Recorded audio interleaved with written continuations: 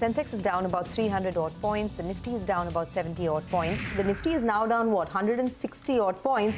240-point decline on the Nifty. It is below that 17,600 mark. From the lows of the day, which is at about 17,529, we've come up about 40-45 points. That's a small move that is there.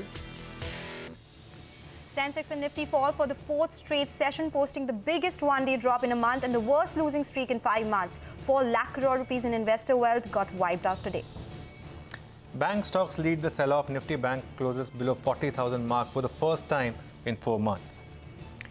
Adani Group stocks mark the worst day in 2 weeks as the sell-off continues. The group has lost over 51,000 crore rupees in market capitalization today, taking the overall wealth erosion since the Hindenburg report to more than 11.6 lakh crore rupees.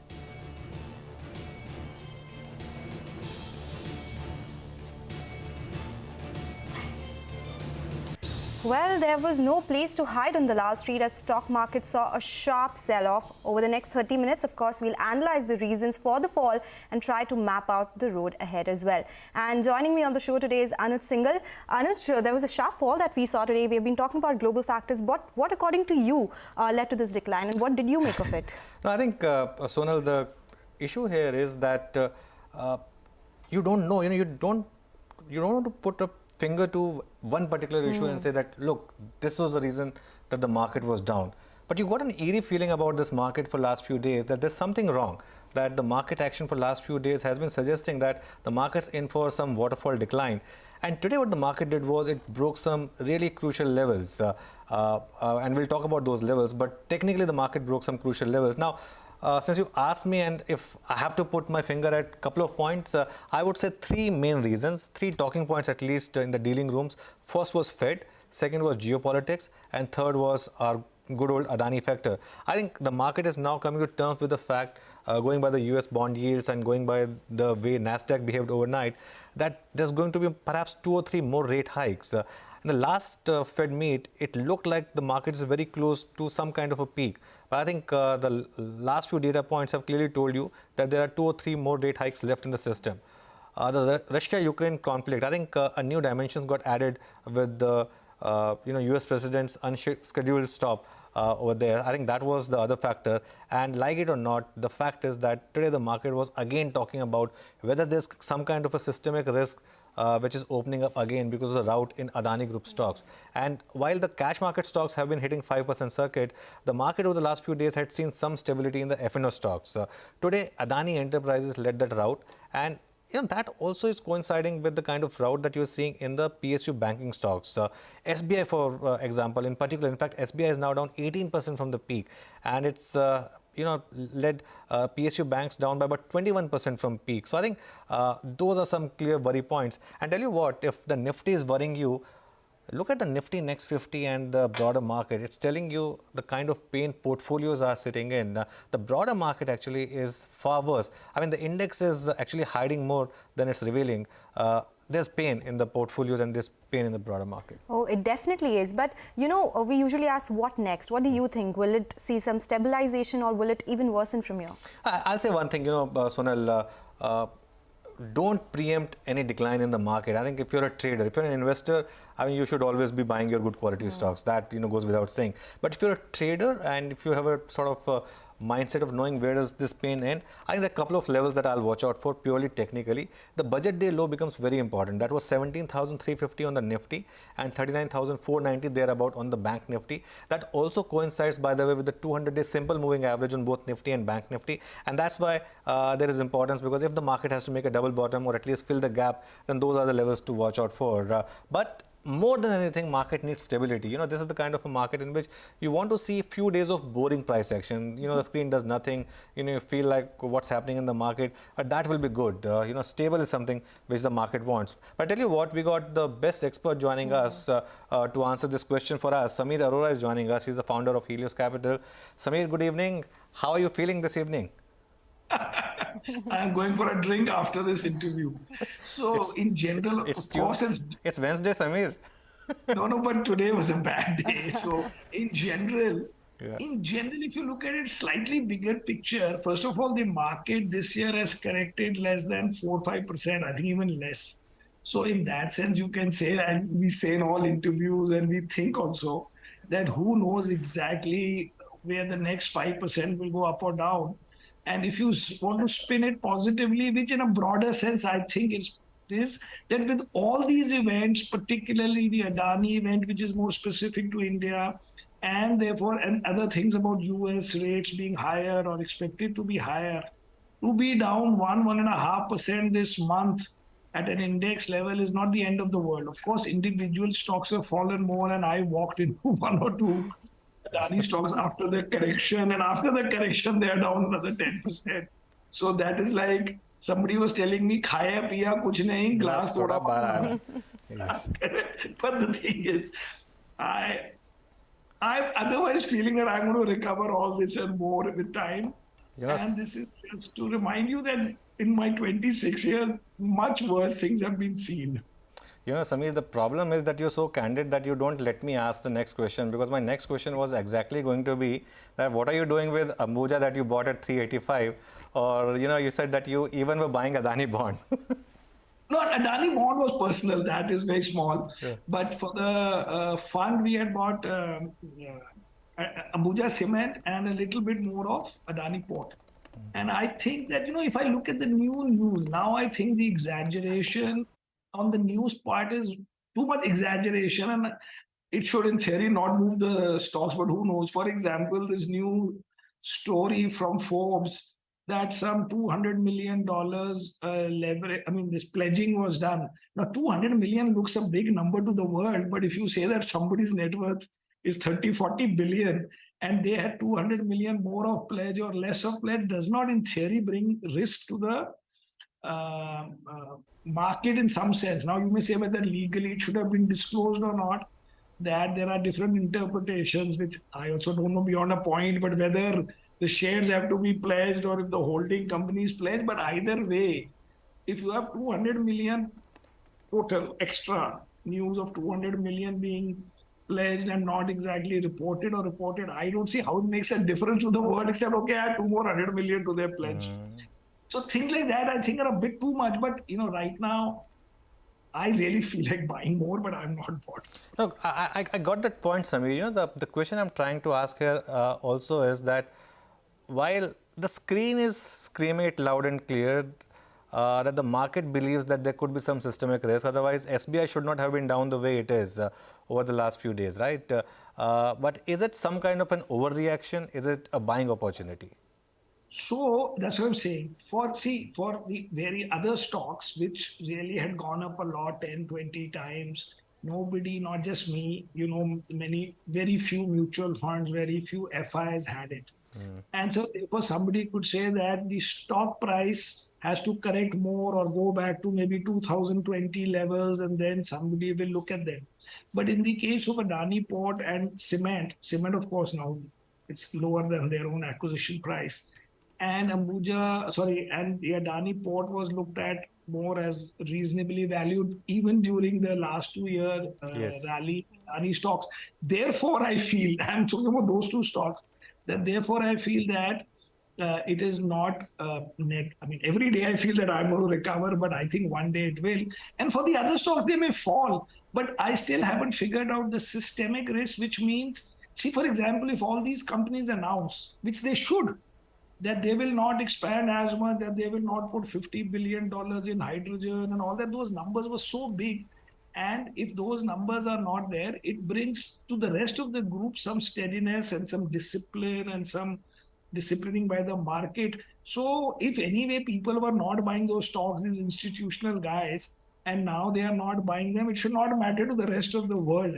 I think it is actually, in a big picture sense, positive for the group that because individually we were all too small to say to the management, which has 100 billion net worth, that, you know, don't be so aggressive. So collectively the market has said that you bring down your group or your own net worth by whatever, X 50%. And from here you start a sustainable business instead of always having to defend being, you know, the 200 odd billion group in a country which is 1.5% of the world and in infra and all that. So I think this makes it more sustainable for them. I am interested in my two stocks, which I think are the safest. And overall, I think in the group there are many assets. God forbid if something needs to be done, but I don't think they will. No, actually, sorry, Samir, my question was more related to the market. Is there something else about today's fall, other factors contributing to the market's decline? Well, today's fall is because the US corrected also one of the biggest, I think, in last 5-6 months. And then you will think about the global connection. But if you look at that, I think it was more India than global in the sense that IT fell less than the market. So if it was a global angle and a NASDAQ correction, IT should have fallen more than the market. Therefore, in some sense, it was this Adani issue and whatever local issue. But that, according to me, is overreaction by the investor and not that it actually poses a risk. That's what I was saying. That if the reaction looks more Indian driven, simply from the point that IT fell less than the market. Okay. Samir, good evening. This is Sonal this side. Now that you're talking about it being an overreaction as well, I wanted your thoughts on Bank Nifty because it is below that psychological mark of 40,000 as well, 200 points away from the 200-day moving average. It's fallen quite sharply from the highs. Do you think this is a good opportunity to look at some of these banks? SBI, for instance, and it was mentioning it has seen a sharp fall over the last couple of days. If I say that, it'll look as if I'm talking my book, but I am. These are my biggest holdings. But if, like banks are our biggest holding, but if you had asked me, what is the Bank Nifty bank index, I wouldn't have known what is the level because we don't do much with the index in the banking sector. But broadly speaking, we have State Bank, we have ICICI, and we have HDFC Bank, and we are still very bullish on them. And again, we don't believe that there are systemic risks brought by Adani or anybody else, at least not yet in anything. Okay. So, Samir, the other issue is this whole geopolitics. Do you think that's having any role or is this just being overplayed right now? So that there's an angle there. Because if you warn publicly China that don't go to Russia, and then then these guys are going for that meeting, whoever that big fellow is going from China to Russia, and then the president lands up in Ukraine. So obviously it increases some tension. But did it literally lead to something more happening in our market or in the world yet? I don't know, because these things are all or none kind of events. Who will sell 2% more for that reason? That this might become. So prices might come down, but no active fund manager will be able to take a call on these issues. Actually, if you look at a positive, let's do one positive. That is in January, the FIIs had outflow, and the idea was that these guys are going into China and there's a China opening up trade. And to me, it looks that that trade is already over. You can see that just from the performance of India versus China this month or 1 month and all that. And therefore, I thought that after that initial sell-off, that people will go back to their normal thing where you're putting money into India, maybe putting a little bit into China. But the Adani issue then came up. But separately, if you look at it, that with the Adani issue, with the FII selling, with the global issue, whatever you may say, the market this month is down less than 2%. Okay. And it's not the start of the month. It's like you're coming to the end of the settlement period. So quite a bit of time has passed since all these events have come, and still it's down less than 2%. I was actually looking at your tweet where you said that all who sold India to switch to China in January have gained net zero. So that's exactly the point you're making here as well. Your thoughts on IT, Samir, because that has been one sector that supported markets so far. The index is up around 7%. But because of the global issues, the problems that we are talking about in the US markets as well, do you think this is a space which could see further declines? Well, that is what we are betting on, because we sold it in June, July last year, and it worked for the balance of the year, but definitely not this year. But I would think that if you are connecting it to global issues, then IT has to be down. So the whole thing will depend on the guidance of the sector in April. I would think that the guidance would be 6-7% in constant currency terms, which I don't think anybody would be interested. But if their guidance is in 9-10%, then yeah, that means the reality is more bullish than I think. My thinking based on global issues is that it will be low single digit and not the like nearing double digit kind of growth. If you see even McKinsey type guys who advise others are firing, the Wipro guy can't pay a full salary. I mean, these things can't be normal unless somebody says this is normal day to day working in IT companies, that after you're hiring people, you're asking them to join at 50% salary and things like that. So you can see it from anecdotes, but the market has refused to believe it. And we have to, now that we don't have it or very much underweighted, we have to see for a few more weeks, months till the guidance season starts, and then we'll see. Samir, in my last conversation with you, and I mean, you can correct me if I'm wrong, I think you had made a point that maybe time has come to look at all these new age stocks because they've now corrected a lot and froth is out, and maybe some of them are offering value. And that portfolio would have done well for you. So we have bought two stocks and both are up this month, and one of them is up a lot, which is Paytm. Yeah. Maybe up 18-20% this month only, and Zomato is up 5-6%. But because we had bought it before, then it went up, then fell. Broadly, we've come back to making only some 2-3%, but it's not bleeding us. So both have $1 billion in cash. Both are nearly breaking even pre-ESOP. And people made a lot of fun of adjusted numbers that Zomato put out, which in a sense, these are all new companies, so they all put out these things which, if they took any senior market guy's advice, he would advise them. For example, I also thought that the Paytm, Mr. Vijay Shekhar should not have tweeted that we had so many analysts, because, we know the public makes fun of these things, that you are counting number of analysts. Now, these things are easy to avoid, but it doesn't matter. As long as both these guys are breaking even genuinely, which I think both are.